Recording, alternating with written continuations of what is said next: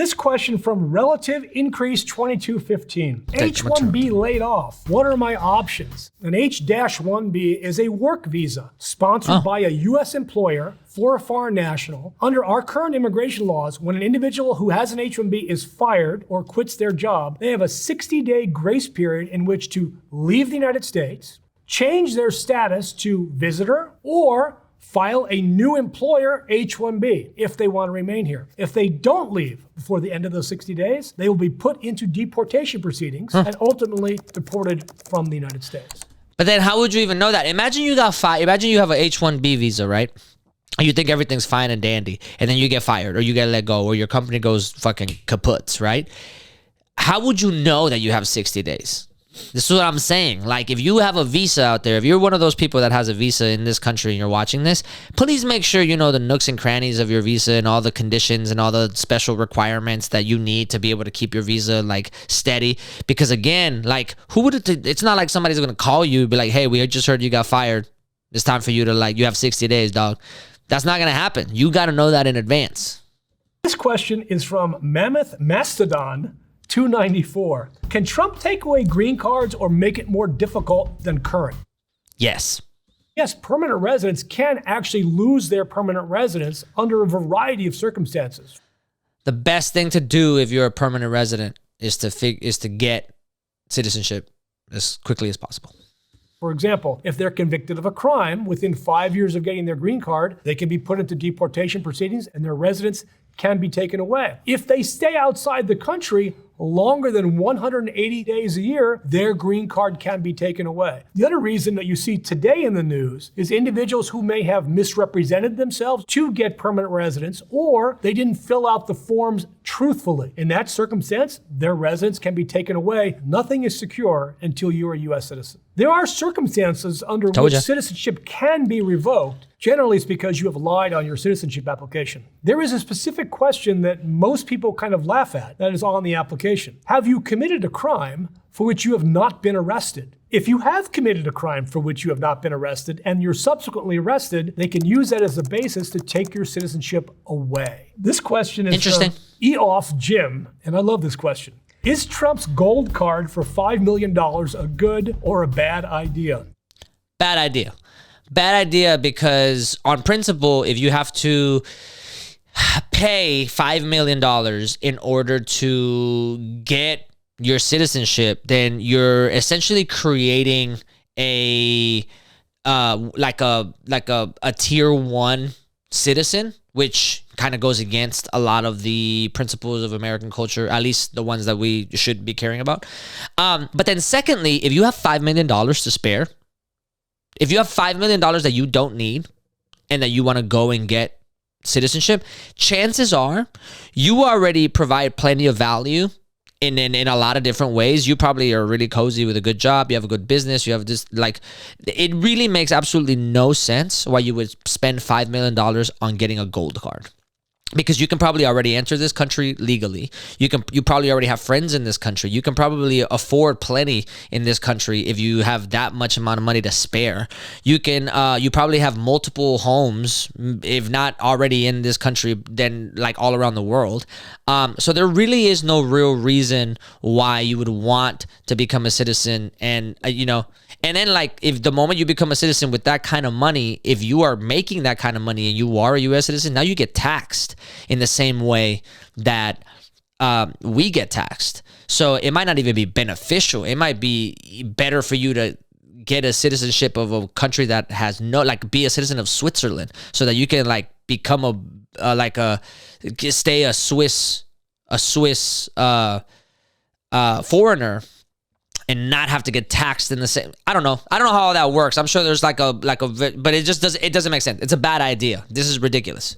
If you're asking people that want to buy residence for $5 million, it's probably a good idea, but it's likely a bad idea for everybody else. We have a visa called the EB-5 immigrant visa. This allows individuals to invest $1 billion in a business in the United States and create 10 jobs through that investment. That person gets a conditional green card, good for 2 years. So the program already exists. Since 1990, individuals have invested this amount of money into the country, creating hundreds of thousands of jobs. Why you'd want to pay more for it, I don't know. Europe and other countries around the world have created a golden visa. Portugal has brought in thousands of individuals willing to invest somewhere in the neighborhood of $300,000 to $500,000 and obtain residence, and quickly they obtain citizenship within about 3 years. This question from Red Smith. 3 years is still kind of a long time. I mean, you're allowed to do, I mean, pretty much anything that a resident would do. But I mean, yeah, I didn't know that about the visa that already exists. That's interesting. So I don't know why you would want to pay for it. That's a really good point. But yeah, it's overall bad idea. 618-9398. What jobs do immigrants take from Americans? This is a great question. I've said this over and over and over again, and I will say it again. I hope this lawyer fucking does a great job with this question. But 0. Immigrants do not take any jobs from Americans. I will say it again. Immigrants do not take any jobs from Americans at all. 0. 0, 0, 0, 0, 0. Right? A job cannot be taken. A job cannot be stolen. A job gets given to you by your employer. If somebody has a job and then they get laid off and then that same job gets given to an immigrant, it's probably because your employer wants to save more money by paying somebody less. That worker did not actually go into your employment and say, I want this person's job, get rid of them, it's mine now. That's not what happens. That's not how that works. They didn't take anything from you. What was really happening is you have a really greedy capitalist that wants to make more money, and in the process of trying to make more money, they are going to lay you off because there's a cheaper version. So if you want to place your anger on somebody, place it on your boss. Don't place it on the person that's trying to work cheaper than you just so that they can live. It's not fair. The other reason why immigrants don't take jobs from Americans is because there are certain jobs that Americans just won't do. It's just a fact. Americans won't do. And as a matter of fact, there are some moments where if Americans did those jobs, the price of those goods would increase. And because those prices of those goods increasing, immediately people would start to the economy will start to shift, because the same goods that people are used to would all of a sudden cost more and people would be in a fucking uproar. So whether you like it or not, you need immigrants. They don't take any jobs from Americans. Facts. America is not just a pie that's this big. America is a pie that grows every time somebody else comes to the United States. Now, immigrants do some jobs that Americans will not do. Everybody acknowledges this. There are very few Americans with children who tell their children, Bobby, you should drop out of school and go pluck chickens at the chicken factory. We're constantly telling our children to get skilled jobs, to go to college, to go to trade school. We're not telling them to do unskilled jobs, which we still have a need for in the United States. Facts. There are likely salaries at which you could pay individuals to do these very difficult jobs. But then you'd have to sell the product of those jobs at prices that nobody would buy that product. Correct. By a continual supply of immigrants to the United States, you enable us to grow our economy and at the same time allow jobs that would likely be outsourced to other countries to remain in the United States. Silicon Valley is, for example, a great example of this. 49% of the companies started up in Silicon Valley in the last 30 years have been started up by immigrants. People who bringing their ideas to a country where those ideas can be put into action. This question is from Luna. And that's where I think, like, obviously I'm a liberal, I'm on the left, right? But that's where I actually think that capitalism, so long as it's not vampire capitalism, can actually do some good service. Because if what he said is true, and 30% of new startups have been started by immigrants, that's like fantastic. And if those ideas come into fruition, then what you are potentially seeing is millions of jobs created because of immigrants that are highly successful, highly entrepreneurial, like big salary jobs, especially in the tech field. So that's actually like amazing. Tick 24. How much do immigrants contribute to the USA GDP? If I had to guess, 5%? Immigrants generally are younger. So virtually all immigrants in America today actually work in jobs. That's true whether they're undocumented or documented. The Facts. undocumented population are not getting welfare. They're not getting benefits. Facts. They're not using free health care. They're working every day in jobs that Americans won't do. A lot of Correct. people complain about immigrants that have come to the border illegally. But why are these individuals coming to the border illegally? Nobody invited them to come, except we did. And I'm not talking about politicians. I'm talking about our economy. Our economy has invited people to come. Now, that has been cut off in this administration, so you're seeing far fewer people come to the border because they don't feel invited anymore. Today, if we were to deport all of the undocumented in the United States, we would go into an instant recession because Facts. we have nobody to backfill those jobs in the Correct. United States. So this idea that immigrants are a drag on our economy is one of the greatest falsehoods that exist. In Myth. fact, they're a boom to our economy. This question. Myth. Except he didn't answer the question. I would love to know how much of the GDP immigrants contribute. I'm going with 5%, but I could be dead wrong on that. Is from Cram, Della That's Cram. still a lot, though. Why are immigrants more likely to start a business than that of the domestic population? I am a living example of that. My own grandparents came from farms in Germany during the Depression. What did they do as soon as they got here? They created businesses. They saw opportunity because they could employ themselves. They could open up a little store. Immigrants do this because they're driven. Lazy people do not walk across the desert. That's why. Big fucking facts, bro.